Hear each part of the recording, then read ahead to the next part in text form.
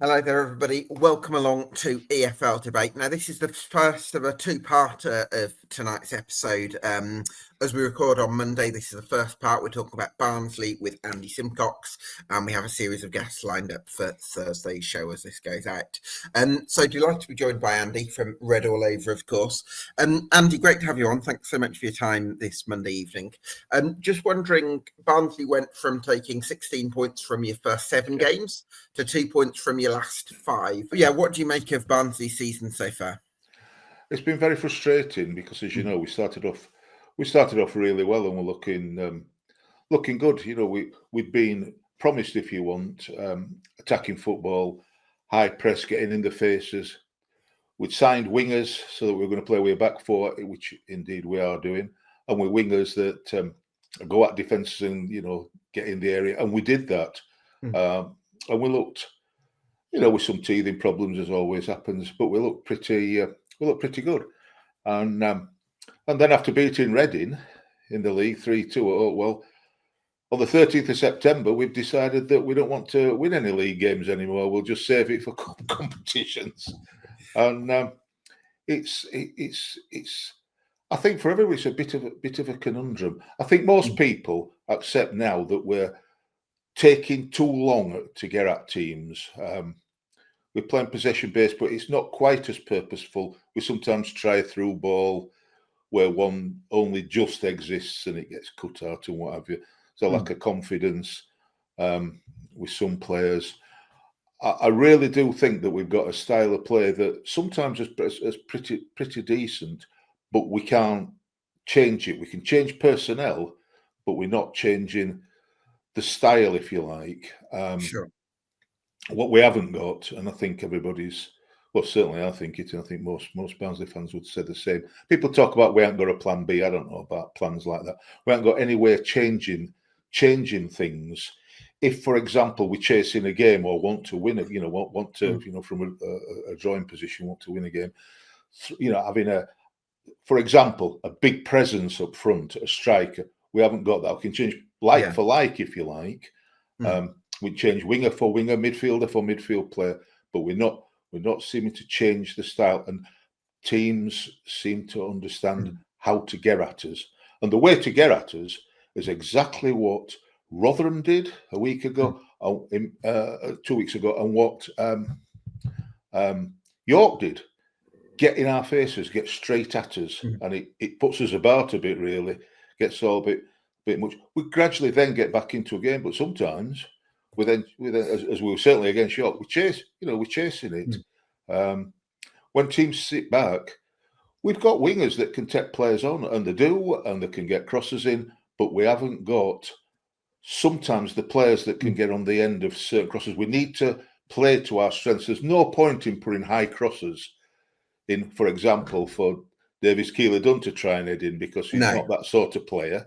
It needs to be cut back on the floor. But we haven't got an alternative that can rise like a salmon and head it into the top corner. Well, I haven't got one at the minute, and we've been crying out for that for, I would say, a good 2 seasons. And it's still not happened. So hopefully we'll in January. I think with the personnel you've recruited, Andy, a lot of the idea was, can we get players combining in central areas and get those attacks moving? And if that's not coming off, then I agree it can be difficult. But one thing that did occur to me looking at the 11 against Rotherham is that you don't really have, certainly not in that game, any natural width on the right-hand side. You've got Ogbeta on the left, but right back was Mael Dejavigne, who's a centre-half. Davis Keeler-Dunn on the right wing, who's a forward. No one really who's holding the width, and I imagine that can kind of make you quite narrow at times and maybe quite predictable. I think sometimes it's about the team selection, and I'm actually not particularly criticising Conor Hourihane, because things change. It's funny that early on in the season, on the left-hand side, we got Ogbeta going forward as a sort of left back, but also left wing, if you like, and we overloaded the right-hand side. We got Caelan Vickers playing on the right wing, and as near as damn it, Adam Phillips playing on the right wing as well. So and it seemed a bit one-sided. It was a bit one-sided, but it was quite effective. well, at the minute we can't play Adam because he's injured.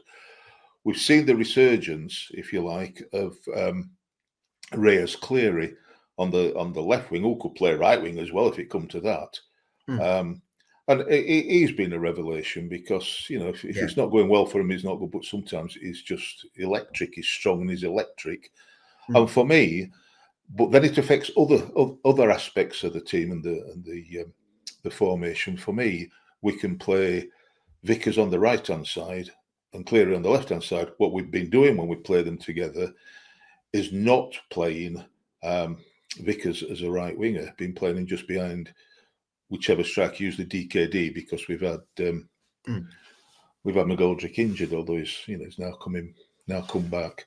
Yeah. So for me, I would like to see the two wingers play on the wing. That's what we thought we were getting, two wingers playing on the wing, and they are both exciting players. Give them the ball and let them go at people, and it gets people off the seats.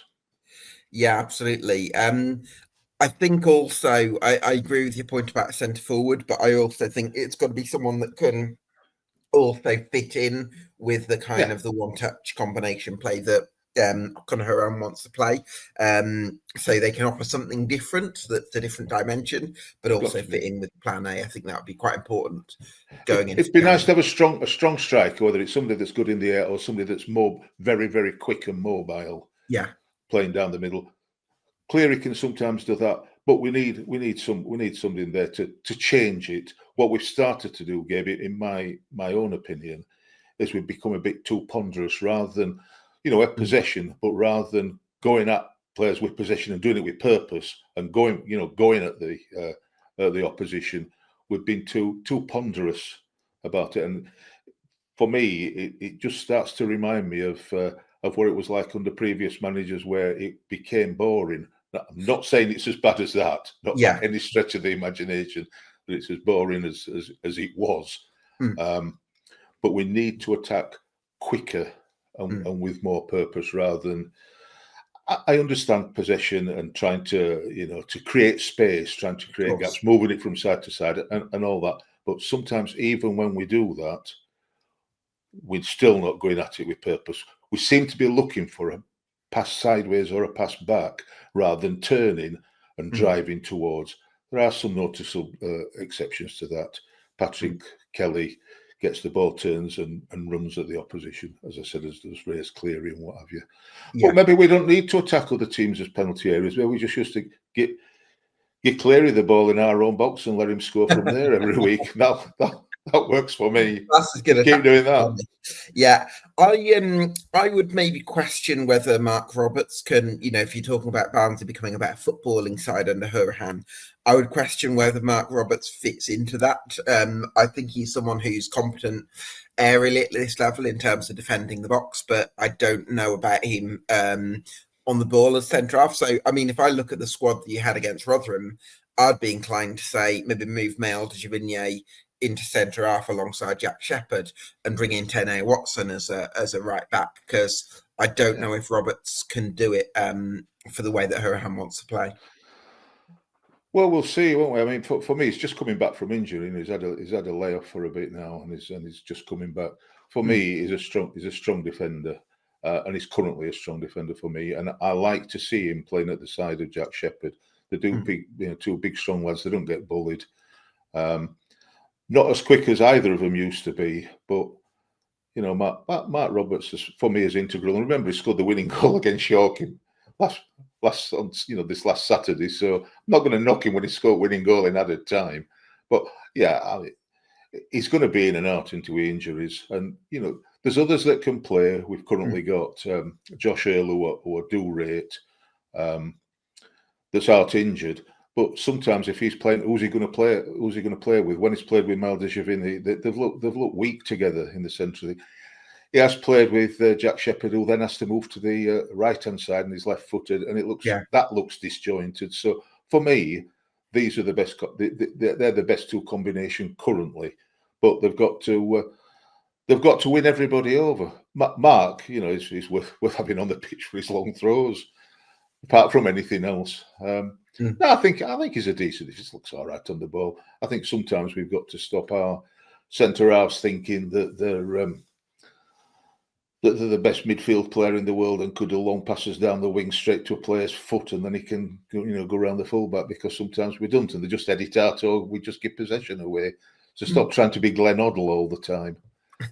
I'll explain who Glenn Hoddle is to you later on, so I know you're only young. No, I know he played for Swindon Town, Andy. There you go.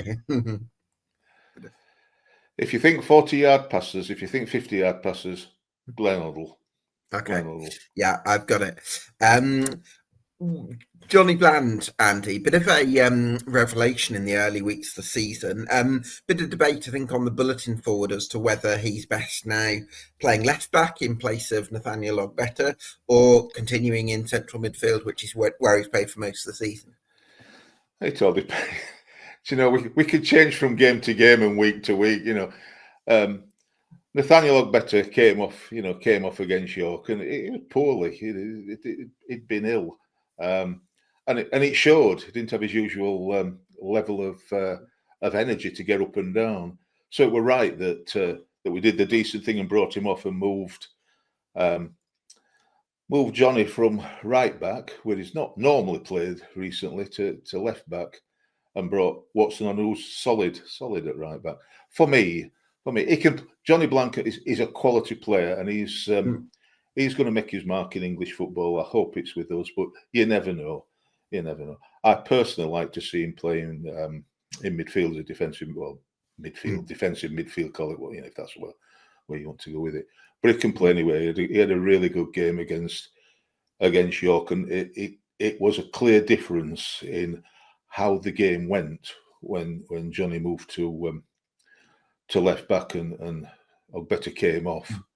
Obviously, like I say, he'd been ill. We looked a lot more solid. But for me, he can play anywhere. I'll try him up front. He can play anywhere across the back, anywhere in midfield. He's a true quality player. He's one of the better Barnsley players, Barnsley or Barnsley lads, if you like, to come through since I would say, it might be strong, since Johnny Stones. We are seeing somebody at Oakwell of that sort of quality at an incredibly tender age.